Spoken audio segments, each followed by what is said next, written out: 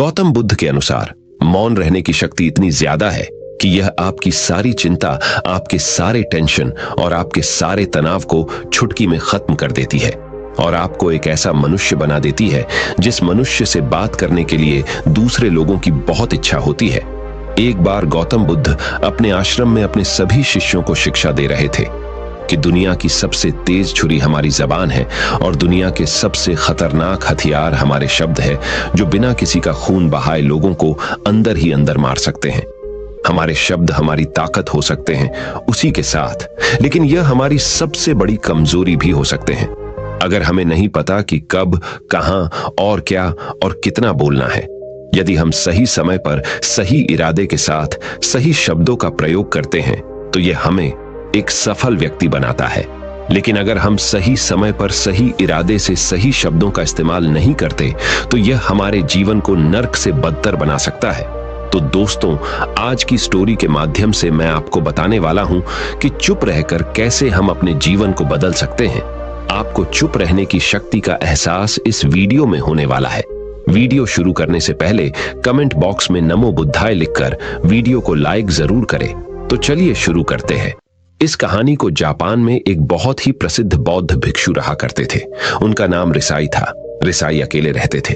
दुनिया के शोर शराबे से दूर जंगल में वो रहते थे और वह बड़े ही ध्यानी और प्रभु भक्त व्यक्ति थे, इसलिए वह पूरे जापान में बहुत अधिक प्रसिद्ध थे। एक दिन एक राजकुमार रिसाई के पास आया और बोला, हे प्रिय भिक्षु, मैं हमेशा थका हुआ, निराश और परेशान महसूस करता हूँ। मेरा मन बहुत अशांत रहता है।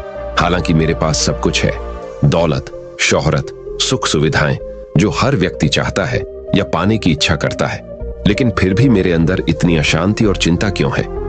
रिसाई ने उसकी बात बहुत ही ध्यानपूर्वक सुनी और कुछ सोचने के बाद कहा, तुम इस प्रश्न का उत्तर जानते हो, बस तुमने कभी इस प्रश्न को हल करने की कोशिश नहीं की है। रिसाई ने आगे कहा, मैं एक रिसर्च करना चाहता हूं, क्या तुम मेरा साथ उसमें दोगे? इस रिसर्च के बाद तुम्हारे जीवन में किसी भी तरह की अशांति और चिंता नहीं रहेगी। ये बातें सुनकर राजकुमार बहुत हैरान था। उसने रिसाई से कहा, बताइए, मुझे क्या करना होगा? अपने मन की शांति के लिए मैं कुछ भी करने को तैयार हूं। राजकुमार की इन्हीं बातों को सुनकर भिक्षु ने कहा, तो फिर आप अगले 15 दिन के लिए मेरे आश्रम में रहोगे और एक सामान्य व्यक्ति की तरह अपना जीवन व्यतीत करोगे और इन 15 दिनों में तुम अकेले और चुपचाप रहोगे, जितना हो सके कम बोलोगे। राजकुमार उस भिक्षु की बातें सुनकर सहमत हो गया। पहले दिन राजकुमार को लगा कि उसका मन सामान्य से अधिक अशांत और विचलित है। उसके मन में तरह तरह के विचार आ रहे हैं थे और वह आम लोगों की तरह जीवन जीने में असहज महसूस कर रहा है। उसे अंदर से बोलने की इच्छा हो रही थी, लेकिन वह चुपचाप रहा। उसके मुंह से एक भी शब्द नहीं निकला, बस वह चुपचाप बैठा रहता। लेकिन रात होते होते उसे अंदर ही अंदर शांति का अनुभव होने लगा। उसके लिए यह अनुभव अजीब था। वह खुद से पूछ रहा था कि वह अंदर ही अंदर इतना खुश क्यों है और उसकी आंतरिक बेचैनी और चिंता कम क्यों होने लगी है। अगले दिन राजकुमार अकेला चुपचाप बैठा रहा और वह प्रकृति को निहार रहा। वह पौधों को, फूलों को, आकाश में उड़ रहे पक्षियों को, वह अपने जीवन में पहली बार यह अद्भुत दृश्य महसूस कर रहा था कि उसके पास कितनी सुंदरता है। वह दिन भर प्रकृति की सुंदरता को निहारता रहता और उसकी ताजगी को महसूस करता रहता। इसी तरह से 10 दिन बीत गए और उसके मन की सारी बेचैनी, सारी हलचल, सारी उथल पुथल और सारा तनाव गायब हो गया। 11वें दिन की सुबह राजकुमार फिर से एकांत में बैठ गया और कुछ ही मिनटों में उसकी आंखें अपने आप बंद हो गईं और वह गहरे ध्यान में चला गया। वह पूरे दिन वहीं पर आंखें बंद करके बैठा रहा और गहरे ध्यान में डूबा रहा। ना कोई शब्द, ना कोई चिंता। राजकुमार भीतर से असीम शांति और आनंद से भर गया। राजकुमार अपने बाकी के 4 दिन इसी तरह गहरे ध्यान में व्यतीत करने के बाद 15 दिन बाद रिसाई के सामने प्रस्तुत हुआ और रिसाई को प्रणाम करके बोला, प्रिय भिक्षु, मुझे उत्तर मिल गया कि मेरे मन में इतनी उथल पुथल और चिंता क्यों थी। मैं जान गया कि मेरा मन इतना अशांत और विचलित क्यों था। रिसाई मुस्कुराते हुए पूछा, बताओ, क्या उत्तर मिला तुम्हें? राजकुमार ने कहा, मैं आवश्यकता से अधिक बातें करता था। मैं किसी पर भी अपने शब्द और ऊर्जा व्यर्थ करता था। मैं दिन भर अपने लोगों से फालतू की बातें करता रहता और फिर उन्हीं के बारे में अकेले में सोचता रहता और ज्यादातर समय नकारात्मक ही सोचता रहता। इस तरह मैं बस अपना समय बर्बाद कर रहा था। ज्यादा बोलने और नकारात्मक सोचने की वजह से मेरा मन अशांत और बेचैन हो गया था, और इसी वजह से मैं किसी भी काम को ठीक से नहीं कर पा रहा था, जिसकी वजह से मैं हर काम में असफल होने लगा।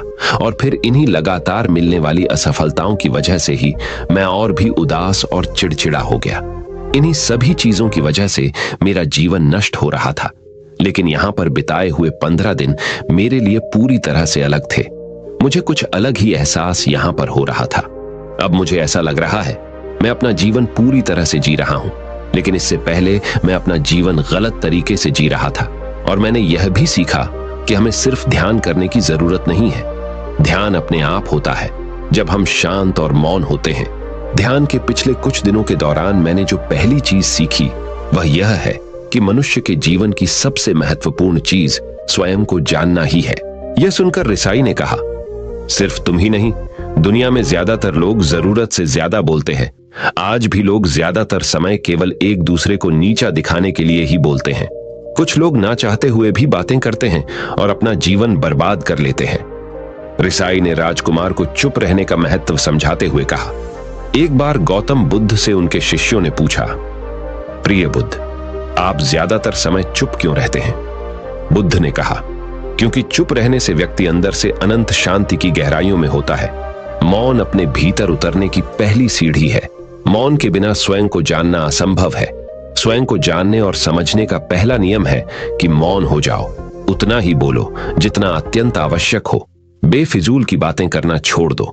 तुम अचानक पाओगे कि 90% से भी ज्यादातर लोग व्यर्थ ही ज्यादा बोलकर अपना समय बर्बाद कर रहे हैं। ना बोलने का कोई भी नुकसान नहीं है, लेकिन यदि आप ज्यादा बोलते हैं तो आप अत्यधिक गलती कर देते हैं। अगर व्यक्ति कम बोलना शुरू कर दे तो दुनिया की 90% मुसीबतें कम हो जाएगी, झगड़े फसाद कम हो जाएंगे, उपद्रव कम हो जाएंगे। अगर लोग थोड़ा चुप रहना सीख लिए, संसार की बहुत सारी समस्याएं हैं, बहुत सारा उपद्रव सिर्फ बोलने से पैदा होते हैं। सारी बात मौन सीखने की है। जब तुम नहीं बोलते तब तुम एकांत में अकेले हो गए।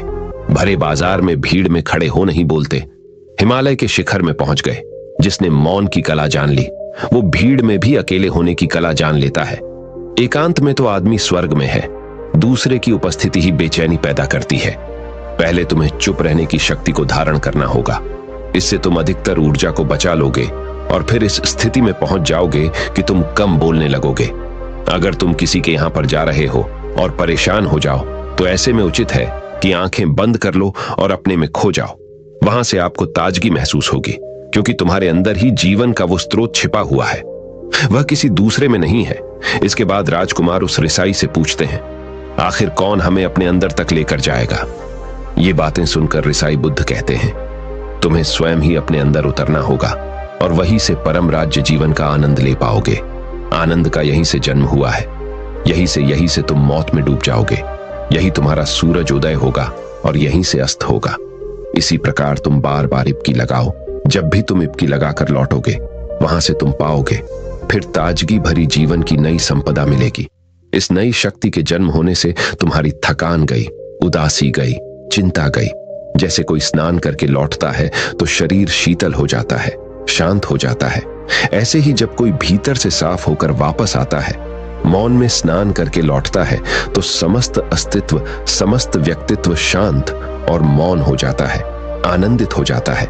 जब तुम आंतरिक मौन की उस पराकाष्ठा पर पहुंच जाओगे, तब तुम पाओगे कि बोलने से भी तुम्हारा मौन खंडित नहीं होता, वो बना ही रहता है। उसकी एक अंतर्धारा लगातार तुम्हारे भीतर बहती रहती है। तुम बोलते तो हो, तुम शब्द का उपयोग भी करते हो, लेकिन वो तुम्हारे मौन को खंडित नहीं कर पाती। एक बार गहरे मौन में स्थिर हो जाओ, फिर तुम्हारी वाणी में भी मिठास आ जाएगी। तुम्हारा बोलना संगीत पूर्ण होगा, तुम्हारा बोलना सत्य होगा। तुम बोलोगे तो दूसरों पर भी शीतलता छा जाएगी। जैसे ही तुम अंदर से चुप होते हो, तुम इतने शक्तिशाली होने लगते हो कि समाज की निर्भरता तुम छोड़ने लगते हो और तुम्हारे जीवन में एक मस्ती आती है जो केवल दीवानों के जीवन में होती है। तुम्हारे चेहरे पर एक नई रौनक आ जाती है। तुम्हारी आंखें किसी अमृत के समान हो जाती है और तुम अनंत शांति के समुद्र में डूबने लगते हो। इतना कहकर भिक्षु रिझाई ने अपनी बात खत्म की और वो मौन में चले गए। राजकुमार उनका धन्यवाद कर अपने महल में चला गया। दोस्तों, आपने भी अनुभव किया होगा कि बहुत ज्यादा बात करने से दिमाग अशांत हो जाता है, जिससे हम अपने दिमाग पर नियंत्रण खो देते हैं और साथ ही अपना ध्यान भी खो देते हैं। जो लोग बहुत ज्यादा बोलते हैं उनके पास किसी एक काम पर ध्यान केंद्रित करने की काबिलियत नहीं होती। वो अपने किसी भी लक्ष्य पर पूरी तरह से ध्यान केंद्रित नहीं कर पाते। अगर हमारा दिमाग एक जगह केंद्रित नहीं है तो हम जीवन की सच्चाई नहीं समझ पाते और ना ही मनचाही सफलता कभी हासिल कर पाएंगे। इसके अलावा भी आपने देखा होगा कि जो लोग अधिक बोलते हैं वो अक्सर लोगों के बीच हंसी का पात्र बन जाते हैं, और जो लोग कम बोलते हैं और अपनी बात पर कायम रहते हैं उन्हें लोगों से सम्मान मिलता है। लोग उनकी बातों को सुनते हैं और उन पर भरोसा भी करते हैं। जो लोग जरूरत से अधिक बोलते हैं और अपने विचारों के बारे में पक्के नहीं होते, उनका दिमाग स्थिर और विचलित रहता है, शोर से भरा रहता है, और एक अशांत दिमाग वाला व्यक्ति जीवन में किसी भी चीज में सफल नहीं हो पाता, क्योंकि वह किसी भी काम में फोकस नहीं कर पाता। यदि किसी व्यक्ति को यह पता है कि उसे कब, कहां और क्या बोलना है, तो वह व्यक्ति सच में बहुत बुद्धिमान है, और ऐसा व्यक्ति जहां भी जाता है उसका व्यक्तित्व आकर्षण का केंद्र बन जाता है और वह जो कुछ भी करता है उसमें सफल अवश्य होता है। अगर हम किसी महान और सफल व्यक्ति के व्यक्तित्व को गहराई से देखें तो पाएंगे कि वो कम बोलते हैं और कम से कम शब्दों में अपनी बात खत्म कर देते हैं। वो बोलने से पहले वो चीजों और जिसके बारे में उसे बोलना है उनके बारे में गहराई से सोचते हैं। लेकिन जो लोग बहुत ज्यादा बोलते हैं, बहुत बार वो झूठ भी बोलते हैं और अपनी बातों से दूसरों के मन और विचारों पर कचरा डालते रहते हैं। वह ज्यादातर समय दूसरों की बुराई करते रहते हैं, इसलिए उनके अपने भी उनसे नफरत करने लगते हैं। दोस्तों, इस कहानी की सीख यही है कि व्यर्थ का बोलना ऊर्जा को नष्ट करना है। ज्यादा और व्यर्थ बोलना ही हमें अपने भीतर की ओर लौटने नहीं देता, क्योंकि यह हमें बाहर की ओर झुकाए रखता है, और जिन्हें भीतर की यात्रा करनी है उन्हें अपने मुंह को बंद ही रखना चाहिए। मुझे उम्मीद है कि आपको यह कहानी पसंद आई होगी और काफी कुछ सीखने को मिला होगा। कहानी के बारे में अपने विचार आप हमें नीचे कमेंट बॉक्स में कमेंट करके बता सकते हैं। नमो बुद्धाय।